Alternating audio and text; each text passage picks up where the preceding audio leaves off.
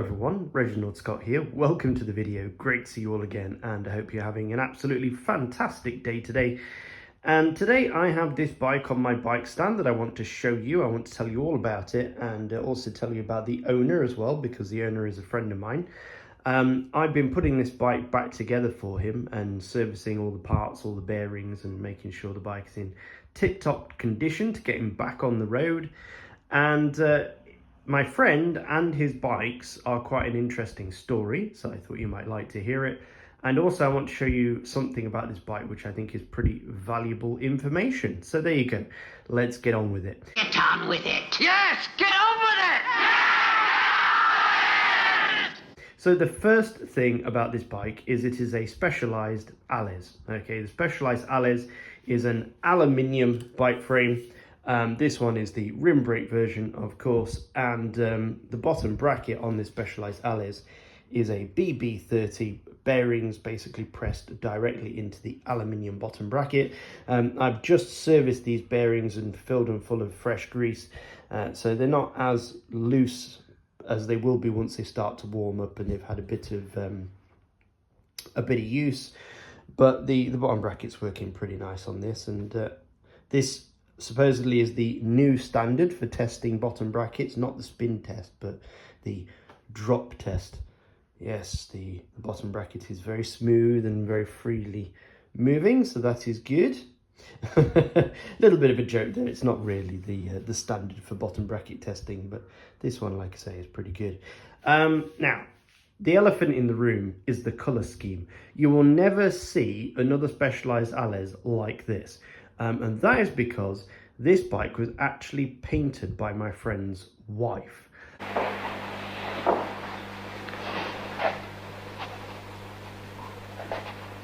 He has a wife, you know.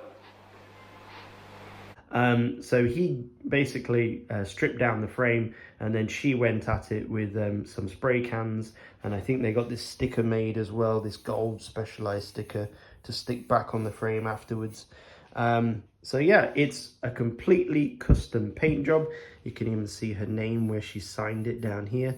The paint isn't adhering to the frame very well. It's coming off in places, as you can see, unfortunately, but still, it's, you know, a very unique paint job, and very bright and colourful, and I don't know, I think it works for this kind of bike, to be honest with you. Oh, a bit second. Are you mad?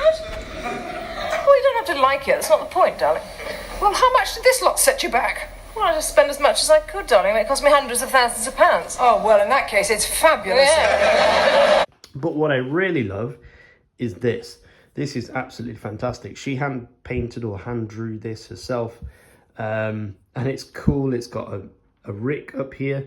Now, unfortunately, Rick is missing an eye, because when I was holding onto this and tightening up the bolts, I took my hand off and Rick's eye actually came off in my fingers. So there's obviously something about the white paint that was a bit loose. And so I immediately panicked because I didn't want to cause more damage to the beautiful paintwork. So what I did is I grabbed hold of some clear coat, and I've just gone over it with this very hard clear coat, so that now no more of these pictures are coming off and they're actually protected. I'm sure they can redo his eye when this bike gets back home and when it's back in the hands of his very talented wife. But yeah, it's got some really cool drawings on it, really cool characters. I would love this on my bike, actually. I was thinking it would be awesome if there was an entire bike done like this. I think that would look super cool. But yeah, very unique, very pretty. I think his wife's very talented for being able to do that. That's something I certainly could never do. I don't have the artistic talent to be able to draw cool little drawings like that. So there you go. Now, the bar tape, a lot of people hate this bar tape when they see it on my channel, but there is a story behind the bar tape as well. This is the Physique bar tape that used to be tacky touch, but the tacky surface basically comes off immediately. So what I do now is I rub the tacky surface off intentionally before I fit the tape, and then we just use the base layer of the tape itself as the bar tape. Because my friend said to me, he said, well, I asked him, I said, what bar tape do you want me to put on the bike? And I have new expensive bar tape, and I have old stock like this. And he said, well, what's cheapest? And I said, well, this. He said, I'll charge you $1 for this stuff, because like I say, it's old stock and the surface comes off. So rubbed all the surface off, wrapped it on here, and my friend saw it the other day and he said he thinks it works with the bike. I mean, there's sort of purple on here and pink on here, so it kind of works with this colour. But yeah, for $1, I mean, originally this bar tape cost $60 Brunei, and now it costs $1 Brunei, so you can't really, you can't really fault it, can you?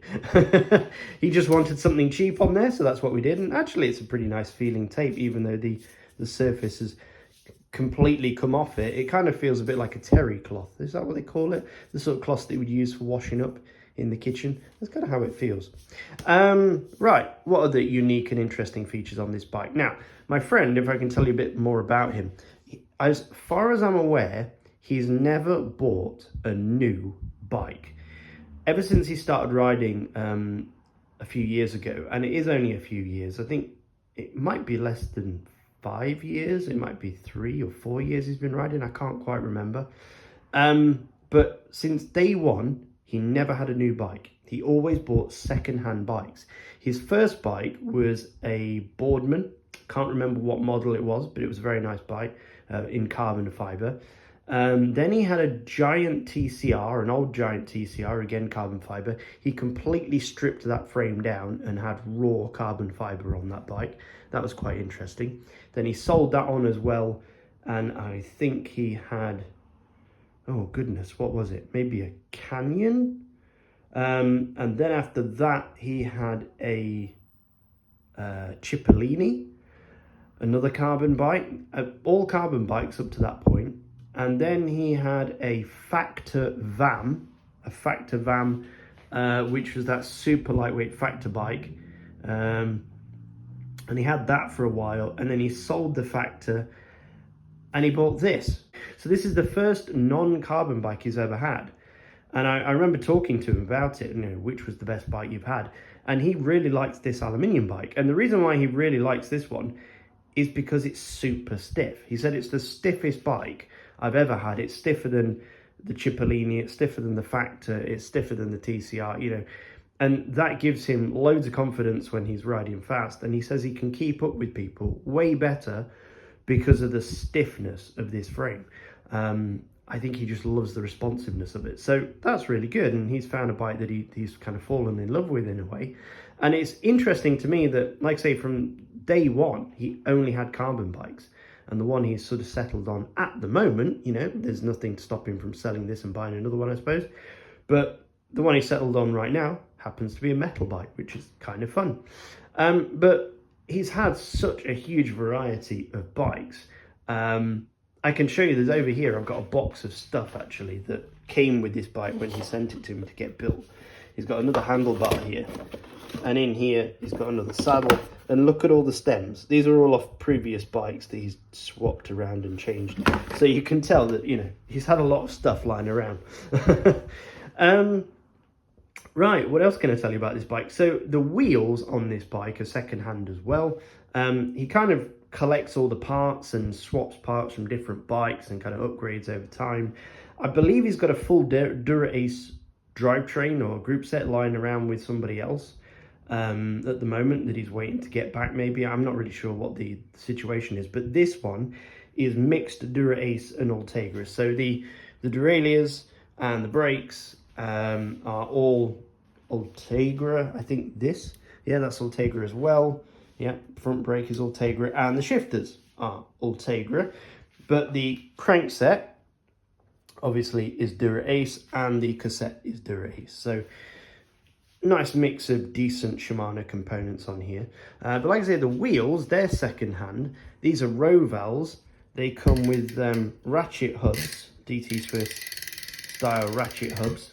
Very nice. I'm not sure what numbered teeth they are. They could be a 36 or the 52. Let me think. I think they're the 36, they're not the 52. But still, absolutely fantastic hubs. These are not new wheels either. And although you can see they are worn in the sense that somebody's definitely been braking on these, there's no deep damage or significant wear on these wheels at all. And these wheels are probably a few years old, to be honest with you. I'm guessing they must be about 3 or 4 years old. Yes, the tyres are on backwards. I did notice that. It wasn't me who put them on backwards, so I will be turning them around the right way, because this little triangle on the gator skin should be at the front, not the back. Yeah, he's got gators on here. He's got one TPU ride now tube in the back, and in the front he's got a flat standard butyl tube which goes flat overnight, I've discovered. So I'm going to switch out his front tube there when I change the tyres around, because this one's on backwards as well. Again, wasn't me. And you can see that, you know, this group set's had a little bit of abuse, because if we pull this derailleur down, you can actually see where I believe another bike shop has actually fitted the chain over that guard there, and it's gouged out the entire guard, almost cut all the way through the little guard there. So again, not me, that was somebody else, unfortunately. But there you go, be warned when you are replacing your chain back on your bike that you don't make the same mistake. So there you go, that is a little bit about his sort of bicycle story. That's a little bit about this Specialized bike. Oh, I forgot to show you the saddle. It's one of these Super Kaz saddles. You know, if you like bright things, in your face stuff, this is definitely the bike for you. It's got purple rails. Let's face it, it's going to be very hard for drivers to claim that they haven't seen him coming.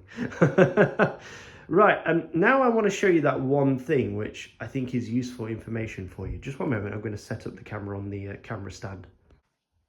Okay, so here's the important thing I wanted to show you. This is a brake pad. This is a Swiss stop brake pad. And when the bike arrived, these are for carbon fiber, by the way. When the bike arrived, it had 3 of these brake pads. So it didn't have a full set of 4 in amongst the group set that arrived in a plastic bag. So one of these brake pads was missing. I don't know why it was missing. The screw was still in the shoe, so it shouldn't have fallen out. But for whatever reason, it didn't come with it. And when I asked my friend if he knew where the brake pad was, he said he didn't and he would look for it later. But in order to finish the service and to adjust the brake calipers properly, I needed to insert some brake pads into the rear brake. And so that's what I did. So what I did was I stuffed in this pair of Lifeline carbon brake pads, just so that I could set up the brakes correctly. Right, now here's where things get interesting. These Lifeline pads are absolutely terrible. They're very, very cheap. And as I say, I only stuck them in there just so I had some padding in which to tune up the brakes. The front calipers still have the original Swiss stop pads in them that the bike came with, or the group set came with. So I want to show you the difference between a cheap pair of carbon pads and an expensive pair of carbon pads with regards to the braking power that you get. So what I'm going to do is I'm going to close this brake with my hand by squeezing the lever, and then I'm going to pull on this wheel and see if I can move it. Okay, so you watch the wheel and I'll do the pulling. Okay, I'm going to fully clamp the brake. Okay, I have the brake lever pulled as absolutely hard as I possibly can. It's all the way down, okay? And now watch the wheel. It's not easy to move, but it's moving. Yeah?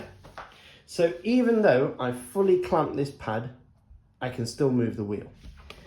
Now come and look at the front wheel, which has the Swiss stop pads in it. Again, I'm going to fully clamp the brake. I cannot move that wheel. Oh, just about. I can just about get it to move.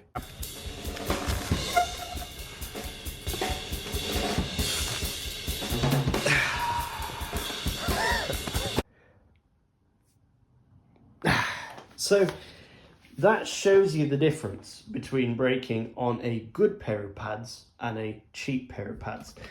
This is why you should never cheap out on things like brake pads or tires, because they just, if they are cheap and low quality, they just don't work as well. So he's got way better braking on the front here than he does on the back. Now obviously the front brake is more important than the back brake anyway, but I've told him, please don't go out riding with those Lifeline pads in the back. Try and find the Swiss Stock ones, or, you know, I'll find you some new ones that are a bit better, because those rear ones are basically useless. I've tried the Lifeline ones before.